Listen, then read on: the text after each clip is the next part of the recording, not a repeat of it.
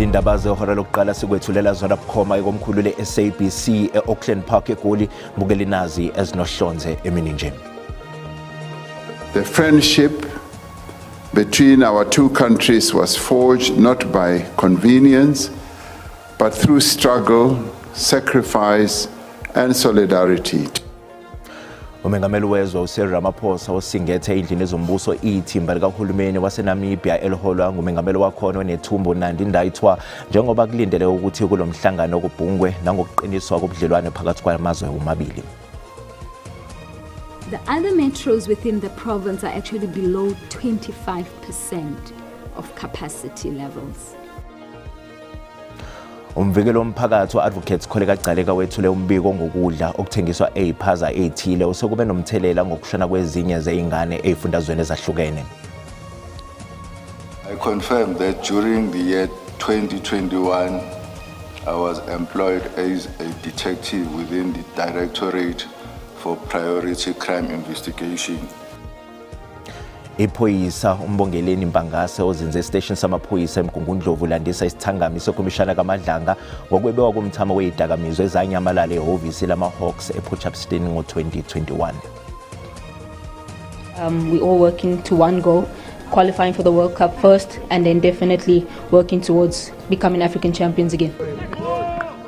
Kanoma sibheka kwezemidlalo umqeqeshi wabanyana uDesiree Ellis kulindele ubamemezele iqembu lakhe lokugcina ngehora lesibili okuyilona azohamba nalo kusasa esebheke eMorocco kumqhudelwano i-Africa Cup of Nations yabesifazane.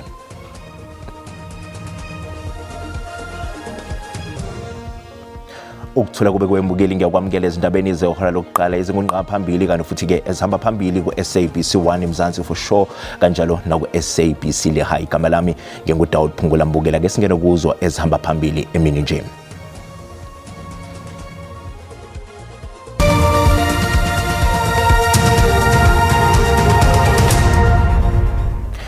Elakuleli nelaseNamibia liqinisekise ukuzibophezela okujulileke kwezombusazwe kanye nezomnotho ngesikhathi somhlangano wesine wekhomishana yokubambisana phakathi kwalamazwe omabili.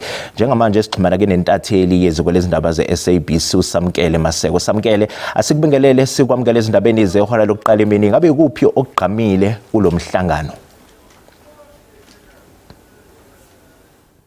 Into egqame kakhulu kulomhlangano ukubona ke ukuhwebelana phakathi kweNingizimu Afrika ke nayo ke eNamibia kulomhlangano obanjiwe njengamanje obanjwe yena ke umongameli waseNamibia uDokotela naye ke umongameli uRamaphosa bekhuluma kakhulu ngezokuhwebelana phakathi kwalamazwe kanye nezombusazwe. Siyazi ke ukuthi iNingizimu Afrika ekade imisiwe ukuthi ihambiswe izithelo zayo eqhamuka kuyona ke inyama kwamaplaza aseNingizimu Afrika kanye futhi ke nezithelo ezithinta amafruit kanye namaveji asuke eNingizimu Afrika aya eNamibia kakumisiwe lokho iloko ke okuzobhunga kakhulu mase futhi kubhunga nanginkinga ke iyake eyamandla emhlabeni waseNingizimu Afrika kanye futhi naseNamibia phecelezi yona ke igreen energy okuyiyona ke into ezobhungwa kakhulu phakathi kwalamazwe omabili njengoba uwazi ukuthi Isifundazwe sase-Northern Cape kanye neNamibia basondelene kakhulu izona indawo ezikwazi ukuthi ziphehle ugesi kakhulu siphinde futhi zikhiqize nayo ke i-natural gas edingakalayo ukuze kuzokwazi ukusuka kwi-coal kuyiwe kwizinto ezikwazi ukuphehla ugesi ezingawulimazi umhlaba wona wonke jikelele kuyiyona into ezobibhungwa kakhulu kanye futhi nenkinga ke yokuhamba kwabantu ebezeNingizimu Afrika beye kuNamibia abantu abangenawo amaphepha abagunyaza ukuthi abe kulamazwe omabili kuyinto umongameli uRamaphosa kade evula lomhlangano ayithinte kakhulu kodwa okusemqoka ikona ke ukuhwabelana kanye futhi ke nokuqinisa umnotho kwalamazwe omabili okuyiyona into labo umongameli bobabili abazoyibhunga kakhulu. Siyazi njengamanje sesizobizola ngaphakathi ukuthi sebezowuvala ke wona lomhlangano namhlanje ntambama umongameli uRamaphosa kanye nomongameli waseNamibia bazohlangana nosomabhizinisi base South Africa naseNamibia bekwazi ukubheka indlela ukuthi imaphi ama project okwakha ingqalazinda abangawazi ukuthi bawasheshise aqale asebenze ukuze imnotho yalamazwe omabili izosimama. Sibonga kakhulu yona ke intatheli yeziko lezindaba ze-SABC uSamkele Maseko esibikela bukhoma endeni zombuso ePitoli. Umvikeli womphakathi Advocate Kholeka Gcaleka uthi omasipala baseGauteng behlulekile ukuqinisekisa ukuthi imithetho yokuphepha kokudla yalandelwa ezitolo ezidayisela imiphakathi lokuza ngemva kokuthi isection ingane eziningi ezweni ngenxa yokudla okusolakala ukuthi kunobuthi okusuke kuthengwe eziphaza zomphakathi. Umvikeli womphakathi Advocate Kholeka Gcaleka uthi omasipala baseGauteng behlulekile ukuqinisekisa ukuthi imithetho yokuphepha kokudla yalandelwa ezitolo ezidayisela umphakathi lokho nje basection ezingane eziningi esifundazweni ezahlukene ngemva kokuthi zidle ukudla okuthengwe ezipaza ezithile. UGcaleka ethula umbiko uthi isifundazwe eGauteng sinabahloli bezempilo abagunyaziwe abangama% angama30 kuphela ekuruleni izitolo ezinamalayisensi asemthethweni ezisebenza ngokungemthetho zingama% amahlanu kuphela. The other metros within the province are actually below 25% of capacity levels. The city of the Ekurhuleni Metropolitan Municipality and the cities of Tshwane Metropolitan Municipality are at 23% and 21% respectively. Umbiko uveza nokuthi kunezitolo zomphakathi ezingaphezulu kwezinkulungwane eziyishumi ezisebenza emadolobheni amathathu aseGauteng kanti kulezo ezingaphezulu kwezinkulungwane eziyikhombisa ziphethwe ngabantu bokufika. Accordingly, I intend to find that the conduct of the functionaries of the municipalities within the Gauteng province have failed to implement adequate control mechanisms to ensure effective enforcement of prescripts, regulating compliance with food safety and hygiene standards by the informal business sector. Mayelana nesigameko saseNaledi eSoweto lapho kwashona khona izingane ezinhlanu okusolwa ukuthi zadla ukudla okungalungile, uGcaleka uthi kwabanzima ukuthi abahloli bezempilo bathole ubufakazi obuphelele ngamasampula ngemumva kokuthi umphakathi ungene watapa izimpahla kulesi sitolo.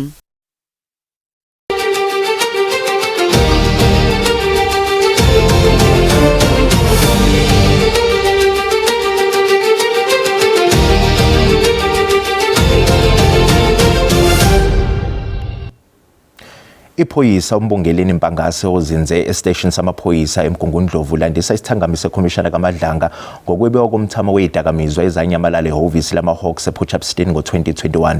Ukwebiwa kwezidakamizwa zeyinani lezigidi zamarandi ikhona kuseyithebeni zekhomishana kaMadlanga namhlanje.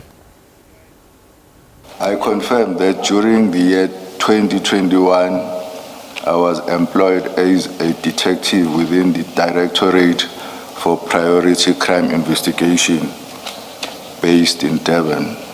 Warrant Officer umbongeleni Mpangase wethula ubufakazi mayelana nodaba lwezidakamizwa zohlobo lwecocaine ezagcina inyamelele ehhovisi lamaHawks ePortshepstone KwaZulu-Natal. Mpangase ulandise isithangami sekhomishana ngeqhaza elibambile ngenkathi kuphenywa ngalezi zidakamizwa.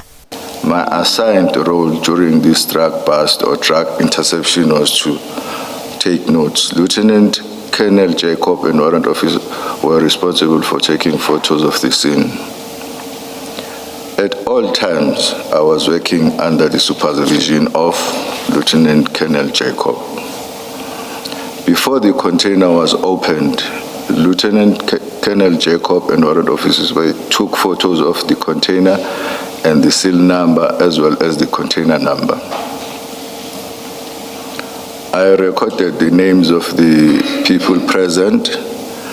Among those that I had noted were Sergeant Nkize, Sergeant Kavenda, and Utugo Kuzwayo. Ikomishana ibuza uMpangase ukuthi ngabe uyavuma yena ukuthi ngenkathi kwenziwe uphenyo ngalo udaba lwecocaine akuzange kwenziwe ngendlela efanele.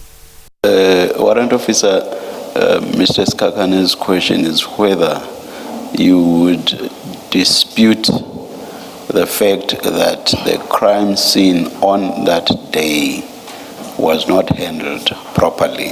Would you dispute that? Ngiyavuma. Isithangami siyaqhubeka.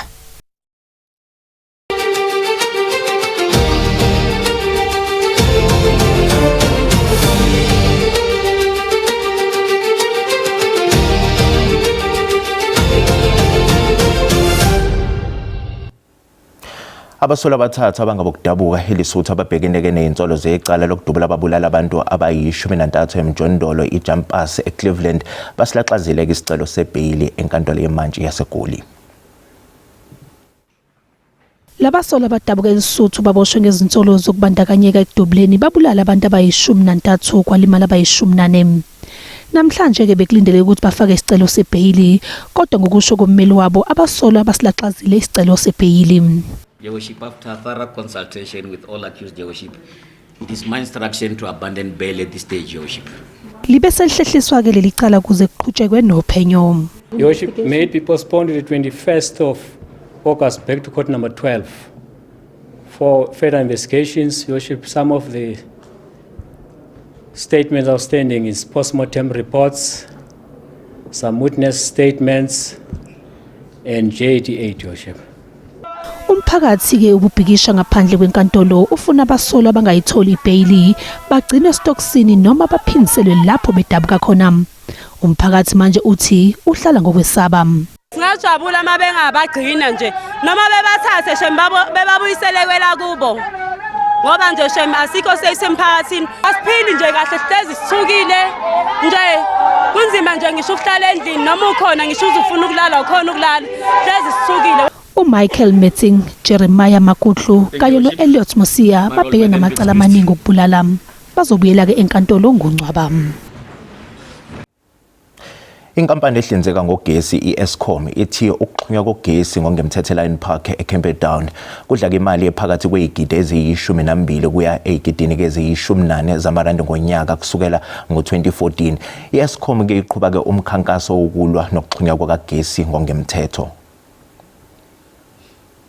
Inkampani ehlinzeka ngogesi kuleli iEskom iyaqhubeka nomkhankaso wokulwisana nokuxhunywa kogesi ngokungemthetho.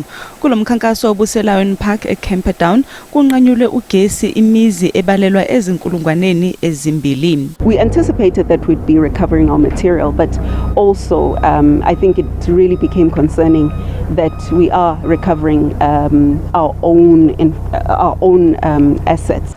iEskom ithokukhathazayo ukuthi nabanye abantu abakwazi ukukhokhela ugesi bebawuxhume ngokungemthetho. Yize kunjalo izakhamuzi zithi ukunqanyulwa kukagesi kuzohlupha imindeni eminingi kakhulukazi izingane ezifundayo. Njengoba ugesi usungasekho kuningi okuzoshintsha kakhulu. Indawo yethu siyazi ukuthi indawo emakhaza kakhulu ekugcineni ukudla sizolahlekelwa ukudla. Ingane zizophelela indlela yokuthi zikwazi ukwenza ihomework ekseni ebusuku ntambama uma ebuya esikoleni nendawo esihamba kuyona idinga ukuthi kukhanye. Abaholi bendawo bathi noma ukuxhunywa kogesi ngokungemthetho kufanele ukulungiswa kodwa ke ukunqanyulwa kwawo isigubhungane kudala ezinye izinkinga nezingozi emphakathini. Kuyinto enzima kakhulu nebhlungu ngoba sesihlalile isikhathi eside sisina ugesi sekuthi egcineni nangi sekufika uEskom esizosiphuca ugesi. iEskom ithi izoqhubeka nokuqapha le ndawo ukuze ivimbele ukuphinde kuxhunywe ugesi ngokungemthetho kanti ke isazimisela ukungena ezingxoxweni ezihlose ukubuyisela ugesi ngokusemthethweni kule ndawo.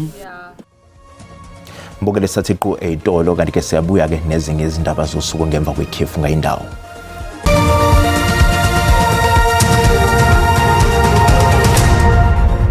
Mbukela sikubingelele sikwamukela uma ngabe usanda ngena asikukhumbuza ukuthi ke le indaba ziyatholakala ku YouTube na ku SABC Plus ngeke kuzokuzicinge ngamagama athi SABC izindaba na kanjani uzozithola ngomjalo bazo. Iphindile kaMengameli wezwe uPaul Mashatile wethule inkulumo yakhe engqungqutheleni eqhubeka eThekwini yokucobelelana ngamasu kanye nolwazi ngokuthuthukiswa kwezezimboni. Uhulumeni kuqagula ukuthi ke ukuqiniswa kozinzo kwezezimboni kungaba ke nomthelelo ozokwazi ukufukela ngamandla nesimo somnotho wezwe. Zingaphezulu kwenkulungwane eyodwa ezithunywe esithamele engqungquthela yesibili kazwelonke esingathwe ngumnyango wezohwebo izimboni nokuncintisana njengoba kukhuthaza ukutshalwa kwemali ukuthuthukisa izimboni kanye nokubambisana ekudlondlobaliseni umnotho wezwekazi iAfrika.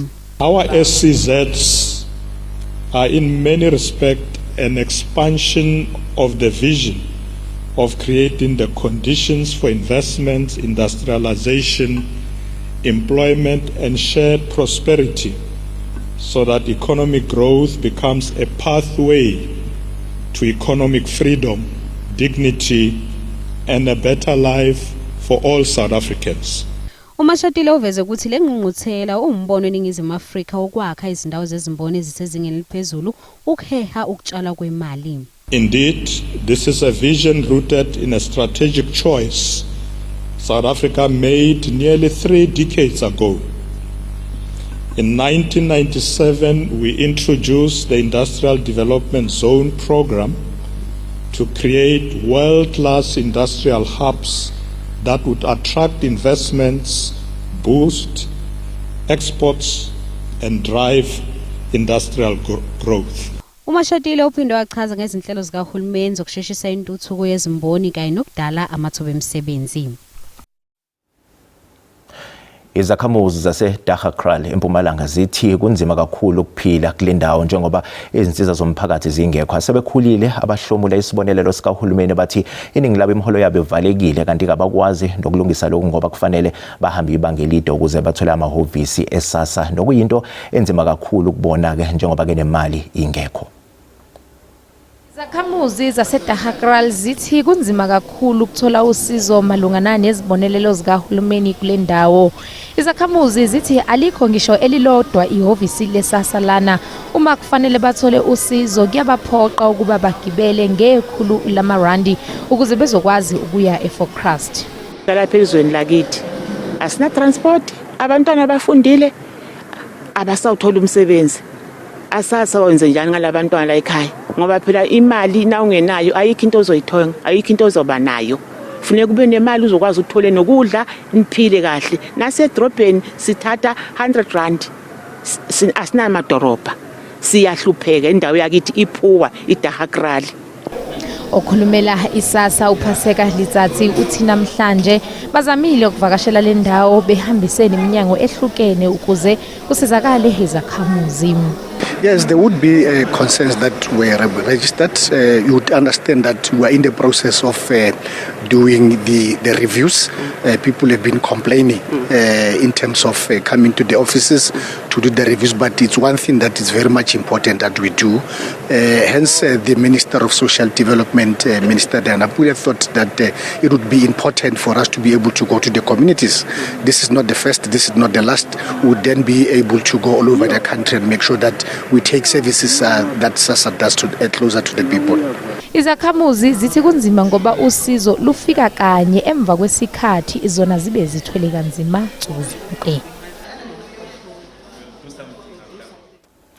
Kusenjalo uhulumeni wase-Eastern Cape uzosingatha imigubho yeNelson Mandela Day nakulonyaka ekhaya likaWinnie Madikizela Mandela eMpongweni eMbizana. Kanti-ke kuphinde kwanxuswa-ke abahulu kuba baqhubeke ey'nyathelweni ezikaNelson Mandela ngokubuyisela emphakathini. Usuku iNelson Mandela International Day lusuku elabekelwa bucala kuhlonipha imbali nomzila kaTata uMandela ngemisebenzi yakhe yokulwela amalungelo abantu ukulingana noxolo. Kulapho ihlabathi lonke linikela ngemizuzu ngama-67 ukwenza okulungileyo. We believe that leaders, businesses and citizens all have a responsibility to use their resources, influence and opportunities to build a more just and compassionate society. Iphupha likaMandela yakukubona wonke umuntu exhamla kwinkululeko yeli, kodwa kwiphondo leMpuma Koloni kusekho imingeni yokuba abantu bangakwazi ukufikelela emanzini acocekileyo. Kwilali yakuCwele eNgqeleni kubi. Ngalenyanga kaMandela thina asinamanzi sikhola udaka. Oludaka olu siyalukha silubeke siluthela isanti lwehlike enze basikwazi wasebenzisa. Kulela lokuCwele asinamthombo, asinatanki, itepu zikhona kodwa zihombisile. Uhulumente uthi uzavuselela amaphulo okunikezela ngamanzi. Nomphathiswa wezamanzi undibhalela uzabe lapha naye ezochitha i67 minutes yakhe bazonikezela ngeproject ezipha ku13 zamanzi zonke water schemes bezingasebenzi kakuhle ezilungisiweyo ezisebenzayo. Dinkululeko Nyembezi wendaba ze-SABC eMthatha. Umnyango wezokuthuthukiswa kwamabhizinisi asafufusa uyaqhubeka nezinhlelo zokugubha usuku lokuzalwa kwayengumengameli ke ongasekho uNelson Mandela. Namhlanje ugxileke eMthatha lapho osomabhizinisi abasafufusa bezohlomula ke ngohlelo lokuxhaswa ke ngeinsiza. Intatheli ke iziko lezindaba ze-SABC uNomzwanele Mngoma usihlanganisele lo mbiko. Manibulise ndibulise nakubabukele ekhaya sisemthatha stadium ngoku sisuka ke kumashishini apho umphathiswa ebe-inspector kubo ukuba ayayithobelana imiqathango yokushishina kodwa ke masimamkele apha kwijelo lezendaba le-SABC mphathiswa masikwamkele ke SABC masiqale mphathiswa ekubalekeni kokuba nizame kangangoko into yokuba inkonzo zenu akuxhamli bantu abasezidolophini kuphela kodwa nizisa nakwilali esemaphandleni namanyathelo enwathathayo ukuqinisekisa lonto. Msasazi siye sathi singurhulumente sizawuqinisekisa into basakha uqoqosho olubandakanya wonke umuntu. Lo nto ithetha ukuthi ke nobusemaphandleni ungummi waseMzantsi Afrika onolungelo lokuba naye angafumana phaa kulaa mgomo womgaqo siseko usection 22 othetha ngabantu baseMzantsi Afrika abanelungelo lokuzikhethela ukushishina okanye ukusebenza. Masiququmbele njengokuba namhlanje yintoni eninikezayo iamount to imali engakanani? Namhlanje sizonikezela ke nkuko somashishini bebethe bafaka izicelo baphumelela bamethi imiqathango apha eOR Tambo it's about 23 million rand esinikezela kusomashishini abayi26 apha eEastern Cape beku-apply abantu abayi114 abathe baphumelela then sabanikezela but entire OR Tambo is 30 entrepreneurs as it is apply kuninzi ke bubone buyile eyoluntu apho ku-fresh produce market sibathengele iitruck nemoto ngoba badinga zona nokuncedisa into bakwazi urun ibhizinesi yabo. Siyabulela mphathiswa ngomphathiswa ke lowo uStella Ndabeni nosibekela banzi ngamanyathelo abawathathayo ukuqinisekisa into yokuba osomashishini bayaxhamla kangangoko kwinkonzo zabo. Umasipala kwezemidlalo umqeqeshi webanyana uDesiree Ellis kulindele ukuba amemezele iqembu lakhe lokugcina ngehora lesibili okuyilona azohamba nalo kusasa sebheke eMorocco kumqhudelwano iAfrica Cup of Nations yabesifazane. Sekuphela amasonto amabili iqembu lisenkanjini yokuzilungiselela kanti phakathi kwabanye abadlali okubheke ukuthi ke babe sohlwini lokugcina lwabadlali kubalwa ke uNozinto Kalen Swart kanye noGabriel Salgado.